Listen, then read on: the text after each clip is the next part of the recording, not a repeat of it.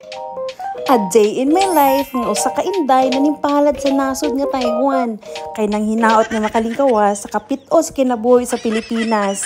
Ni hao! Welcome back to my vlogs mga day! So everyday day, pagising ko sa umaga na good morning dito sa mga junakis. Una kong hawak si Baby Diana. So pangalawa kong hawak yung maliit na yan, Gracely Bear siya na maliit, siya si Baby Kenzo. Tapos meron ako dun sa apaanan, siya si Baby Gab. And then yung ginawa kong una na si Poo, pinangalanan ko siyang si Cesar. Tapos pagkaupo, mayroon akong tanga session na 2 to 3 minutes.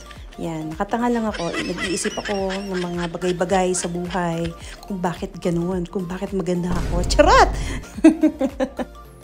Saka ako tatayo, i-prepare ang sarili ko. Tapos, bago ko mag-prepare ng breakfast para kay Lola. Time check mga day.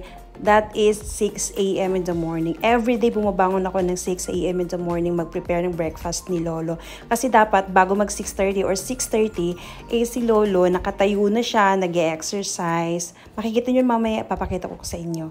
Tapos yun na nga, piniprepare ko yung sarili ko. Nagsusuklay muna ako dyan bago ako maghilamos. Nagpunta ako sa CR namin ni Lolo. So yun na nga, mag-facial routine tayo. So yun yung morning routine ko sa sarili ko after kong magsuklay. So gamit ko yung facial wash ng Decorte AQ made in Japan. Charot! So sponsored lang yan siya, Zai. Bigay ng bunsong anak ni Lolo, si Cheche. Kasi doon siya nagtatrabaho. Hindi ko alam kung anong position niya. So, yun na nga, bottom line is, sponsored lang siya, bigay lang siya. Kung sasadyain mo siyang bibilhin sa mga Poya or something ganyan sa Made First, is medyo pricey talaga siya. Pero syempre, sponsored siya, nakakagamit tayo ng mga pricey products. Pero libre! Zay, hindi ko alam kung ako lang ba, no? Pagising ko sa umaga, hindi talaga ako nagtututbrush agad. Nagmumumog lang ako, nagwawash lang ako ng Feslock. Tapos, kasi every morning, gusto ko yung unang papasok sa sikmura is yung maaligamgam na tubig. Nagpapakulo ako ng tubig. Nilalagyan ko ng cloves. Tapos, yun na yung water ko the whole day. 2 liters every day. Ganun. So, yung maligamgam na tubig, Zay, sabi, yun daw yung sikretong malupit ng mga Chinese at saka Japanese, Zay, para feel young, look young, at hydrated yung skin. Ganun. So, after ng beauty regimen ni Inday, bubuksan natin ang mansyones ni Lolo. Iangat ko lang tong roll up, tapos lalabas tayo saglit. Mag-hello world lang tayo. Hello Taiwan. Ayan. So, hello world. Good morning Taiwan. Good morning neighborhood. Ay, ang payapa, diba? Ang ganda ng view every morning. So, yan. Balik na tayo sa kusina mga day. Magluluto tayo ng breakfast ni Lolo. So, yun. Iba yung breakfast ni Lolo. Tinatawag siyang uguhon. Ano siya? 5 greens. Kaya yung tinatawag nilang greens. Nuts, gano'n. Tapos, ginawang pulbo. Yan. So, ipapakita ko sa inyo, guys. Binibili siya ng amo ko. Man-made talaga siya. Ginagawa. Pag binibili mo siya sa palengke is totally nakaharap ka. Pipili ka lang doon ng mga nuts. May pine nuts. Mayroong mga pumpkin nuts. Gano'n. May almonds. Ganyan. Mamimili ka lang yung black beans. Gano'n. Tapos, ito-toast nila yon, tapos ginagawang pulbo, ginigiling siya, ganyan. So, yun yung drinks ni Lolo, tapos no added sugar talaga siya. Pure water lang, tapos pinakuluan. Ganun siya. So, pakita ko sa inyo. Nagtataka ako bakit mainit. Yun pala, nakalimutan kong buksan yung pintuan, yung pinaka-kitchen, yung back door.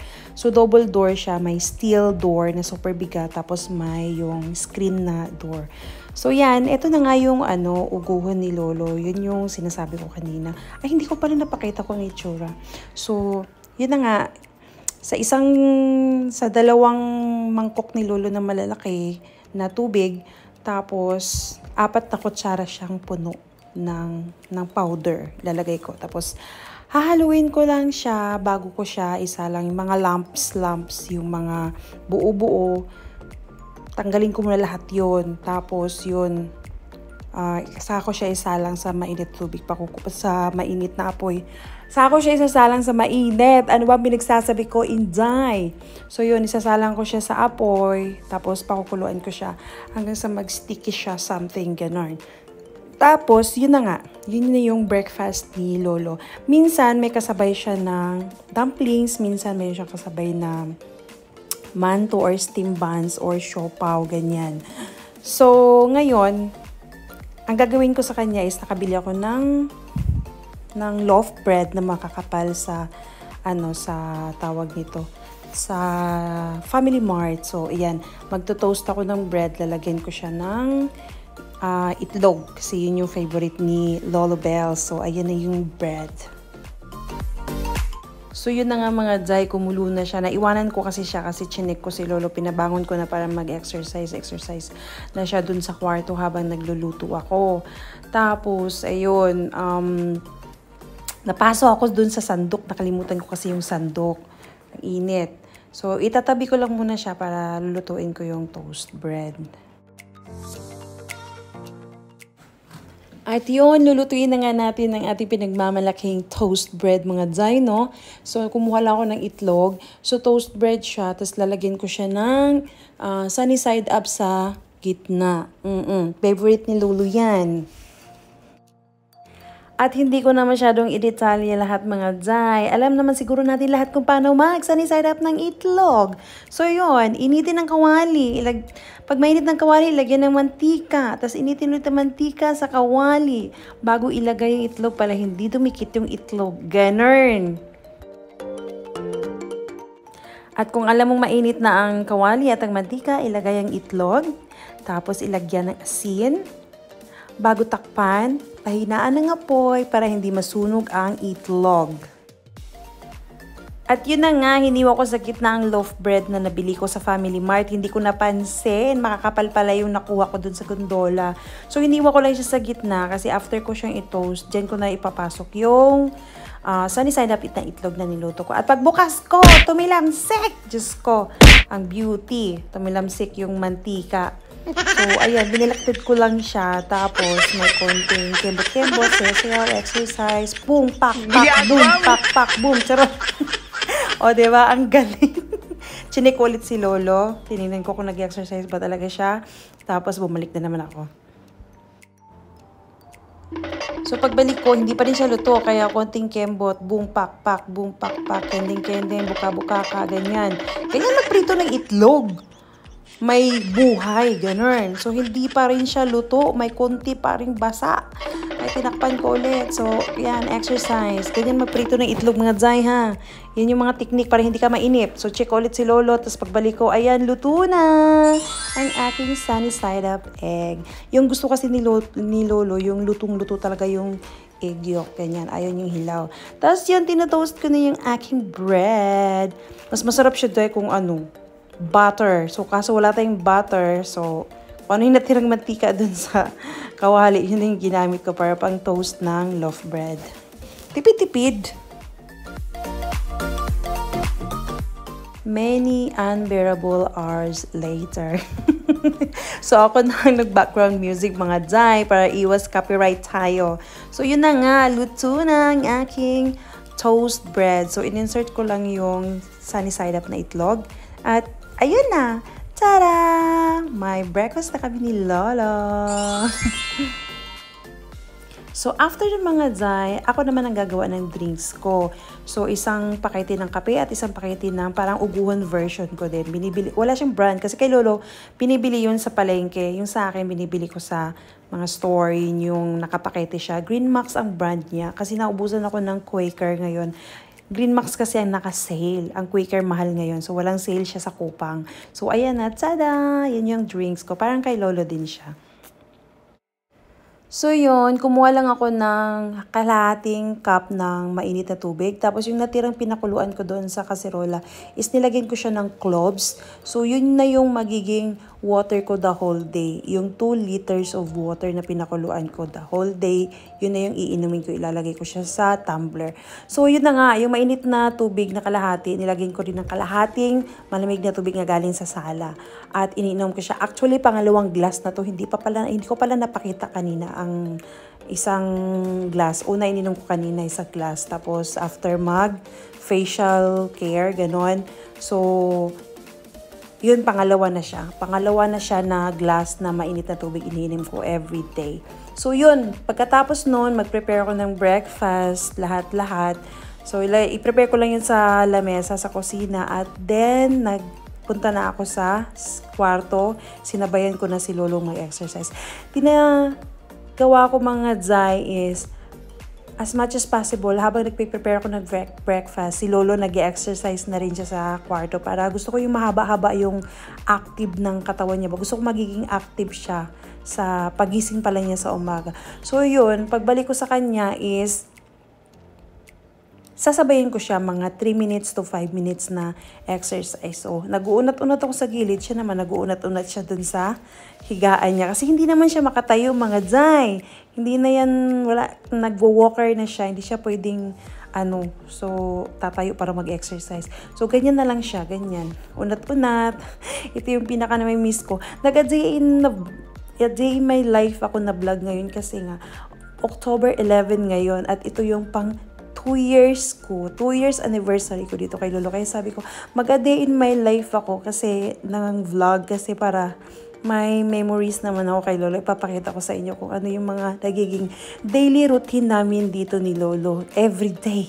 Yan talaga ginagawa namin. So, after niya mag-exercise, mga Zai, dinala ko na siya sa banyo. So, pinunasan niya yung mukha. Nilinisan ko na siya. Pinagmumug ko na siya. Ayan. Hindi siya nagtututbrush mga Zai, ha. Mamaya pa yan siya magtututbrush mga Zai pag naliligo na siya. So, yun yung ginagawa ko sa kanya. Hilamusan, magmumug, ganon. So, balik na kami sa kusina para mag-breakfast. At yun na nga breakfast session namin ni Lolo. Yun, kain siya, kain ako. Kung anong kinakain niya, kinakain ko rin. Nakakatuwa nga siya kasi minsan, pag yung may bibilin yung mga anak niya, tapos isa lang, pag hindi na nakatingin yung mga anak niya, hati tayo. Hati tayo, gaganon siya. Pero minsan din, kahit andyan yung mga anak, sasabihin niya, Ama, halika dito, hati tayo, hindi ko mauubos to. Ganon, ako kalab ni Lolo. So, after ng breakfast mga Zai, prepare ko na yung, gamot. So, ayan. Ako nagpe-prepare ng gamot niya. So, daldal ako ng daldal dyan kasi ang ingay ng aking lolo. Kinakausap ako. So, yun. Nagpe-prepare ako ng mga gamot niya at ilalagay ko lang yan sa gilid niya. Tapos, maya-maya sa kanya iinumin niya. After 30 minutes ng breakfast, yun, sa kanya iinumin yung gamot niya.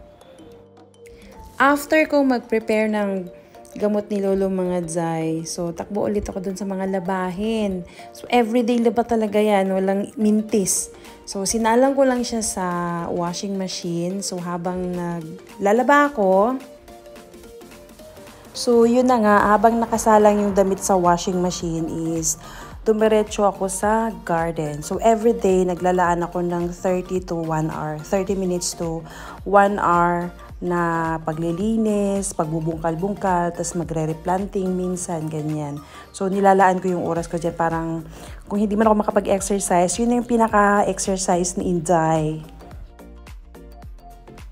At habang nag-garden ng Inday, so, nasa chismis session din ako. So, naka-on call ako with my sister, Rakas. So, yung sister ko sa Pinas, at saka yung isang sister ko dito sa Chai din siya. So, andito rin siya sa Taiwan.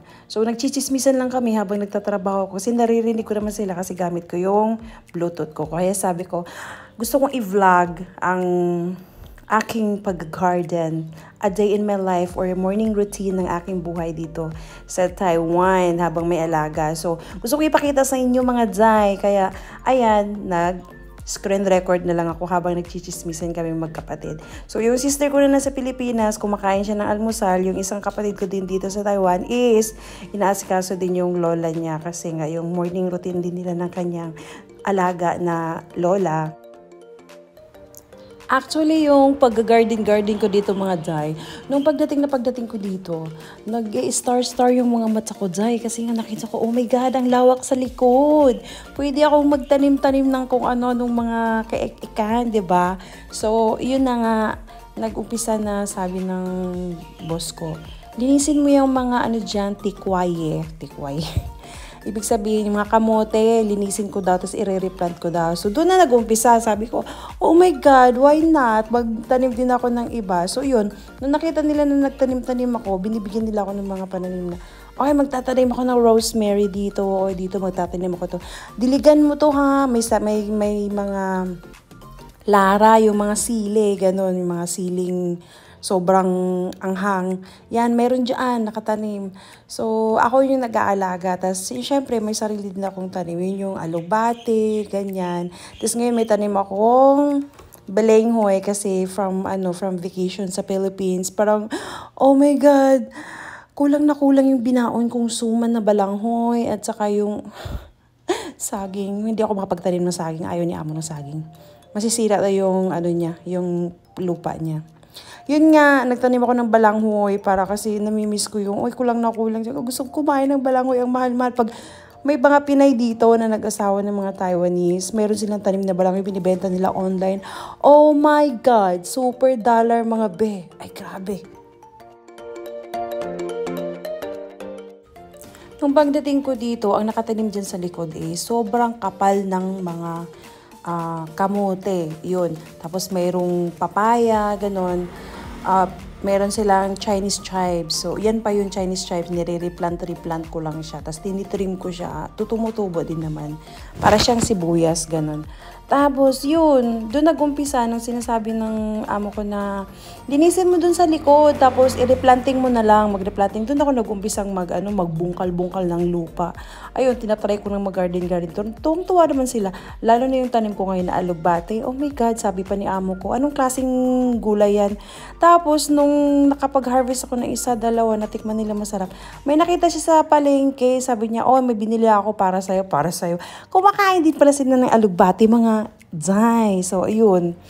May tanim akong alugbati, ang kapal-kapal na nga ng ang taba-taba. Ang taba ng lupa dito mga Zay. Ang taba ng lupa nila sa likod. Tapos yun, may tanim akong alugbati. Nagugulay ako ng 3 times a week ng alugbati, ganyan. Nakikita naman sa mga post ko sa iba kong mga post na ang kapal ng alugbati na tanim ko. Tapos yun na nga, bumalik na yung ate ko na maganda.